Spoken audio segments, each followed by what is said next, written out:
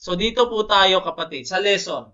Kasi nga sinasabi ng mga debaters, sinasabi ng mga layman, sinasabi ng mga pastors na ang Exodo chapter 16:23 part daw po sa ceremonial law kaya hindi na daw po apply sa atin ngayon. Dito po, tingnan po natin kung tatama ba ang sinasabi ng mga layman.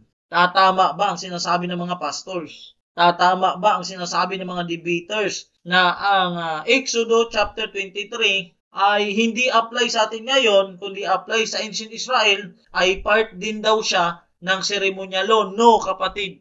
Ngayon, dito po tayo kapatid sa Sabbath School Lesson, page 69. Ito po ay from April, May to June. Ito po ay Sabbath School Lesson ng 1994. Mababasa po natin sa page 69. Ganito po ang pagkakasabi kapatid. How was Israel taught to prepare for the Sabbath? Exodo chapter 16, 4-30. Compared Luke 23, 54, 56. The preparation day, open and close parenthesis, Friday, enable the Israelites to prepare for their physical needs so that the Sabbath hours could be free for worship, meditation, and fellowship. The preparation principle is still valid. Mga kapatid, napakalinaw. Ang preparation ay principle is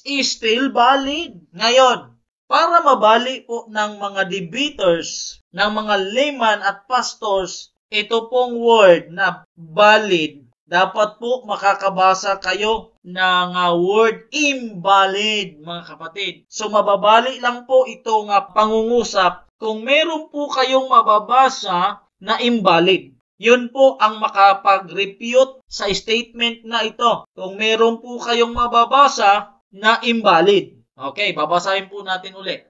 The preparation day, open and close parenthesis, Friday, enable the Israelites to prepare for their physical needs so that the Sabbath hours could be free for worship, meditation, and fellowship. The preparation principle is still valid. On Friday, let the preparation for the Sabbath be completed. See that all the clothing is in readiness and that all the cooking is done. Let the boots be black and the baths be taken. Ang pagpaligo kapatid, ginagawa po yan sa Friday, hindi po sa Sabado. Ang pagpaligo sa Sabado ng umaga, hindi po yung sinasabi. Kaya kung Seventh Adventist po tayo, kung ano po yung sinasabi ng Biblia, kung ano po sinasabi ng Spirit of Prophecy, sundin po natin kapatid. Huwag po nating ugaliin ang pag-upos. Anong sabi rito? The preparation day, open and close parenthesis, Friday, enable the Israelites to prepare for their physical needs so that the Sabbath hours could be free for worship, meditation, and fellowship. The preparation principle is still valid. Kaya po kapatid, aantayin ko po ang inyo pong response. Para mabali po ang word na still valid, kailangan makaproduce po kayo ng invalid.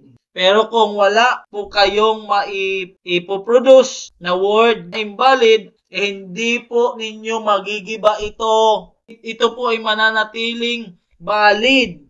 Kailangan makabasa po kayo na invalid para ma-refute ang still valid. Bahala na po kayo. Kung susundin nyo, paniniwalaan nyo, sa sarili nyo po yon. Hindi po yon para sa lahat. Para po sa akin, still valid. Kung para po sa inyo ay invalid, ay nasa inyo na po yon. Ibig sabihin, mali ang mga pagkaintindi ng ating mga pastors, ng ating mga layman, ng ating mga debaters, mga apologetics, na sinasabi nila na ang preparation day ay sa ancient Israel lang at hindi apply sa ating mga Seventh Adventist ngayon. No, malaking no po yung kapatid.